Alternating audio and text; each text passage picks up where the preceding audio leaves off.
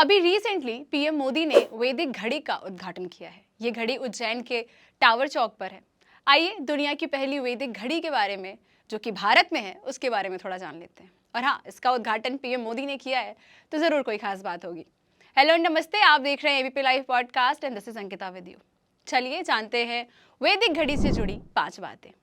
वैदिक या वैदिक घड़ी एक ऐसी घड़ी है जिसमें आप समय के साथ साथ शादी, ग्रहण, मुहूर्त, यहाँ तक कि फेस्टिवल्स की इंफॉर्मेशन भी जान सकते हैं। वैसे ये दुनिया की पहली वैदिक घड़ी है। ये अपनी तरह की पहली घड़ी होगी जो 30 घंटे का समय दिखाएगी। इसमें समय को पल या घटी में डिवाइड किया गया है। हर घटी को नाम दिया गया है।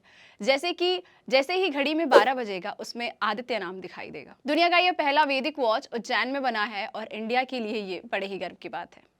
बढ़ते हैं आगे और जानते हैं इस घड़ी के बारे में थोड़ा और। तो अब फैक्ट नंबर 4 की बात कर लेते हैं। 80 फीट की ऊंचाई पर लगी है ये घड़ी। उज्जैन के लोगों के लिए ये बड़े ही गर्व की बात है और बहुत खुश भी हैं। उज्जैन की वैसे भी बहुत ही इंटरेस्टिंग हिस्ट्री रही है। 12 ज्योतिर्लिंगों में से एक महाकालेश्वर की नगरी हमेशा से काल गणना का केंद्र रही है। यहाँ से कर्क रेखा गुजरी है और मंगल ग्रह का जन्म स्थान भी इसे ही माना जाता है। यहीं से विक्रम संवत की शुरुआत होने से पूरी दुनिया में विक्रम संवत के नाम से कैलेंडर और मुहूर्त संचालित किए जाते हैं। इसलिए दुनिया की पहली ऐसी वैदिक घड़ी जो कि जीवा जराव वेधशाला में 80 फीट ऊंचे टावर पर लगाई गई है। अब इसके टाइम साइकिल को थोड़ा और डिटेल में जान लेते हैं and that would be our fact number 3। जैसा कि हमने पहले ही बताया था कि 24 घंटों को यहाँ 30 मुहूर्त या घटी में डिवाइड किया गया है। वैदिक घड़ी का निर्माण लखनऊ की संस्था आरोहण के आरोह श्रीवास्तव ने किया है। इसमें जीएमटी के 24 घंटों को 30 मुहूर्त में बांटा गया है। हर घड़ी का धार्मिक नाम और खास मतलब है। घड़ी में घंटे, मिनट, सेकंड वाली सुई भी आपको दिखाई देगी। सूर्योदय और सूर्यास्त के आधार पर समय की गणना की जा रही है। मुहूर्त, गणना, पंचांग, मौसम, इन सब से जुड़ी जानकारी भी आपको इस घड़ी से मिल जाएगी। बढ़ते हैं आगे और जानते हैं कि इस घड़ी में और क्या खास है and that would be our fact number 2।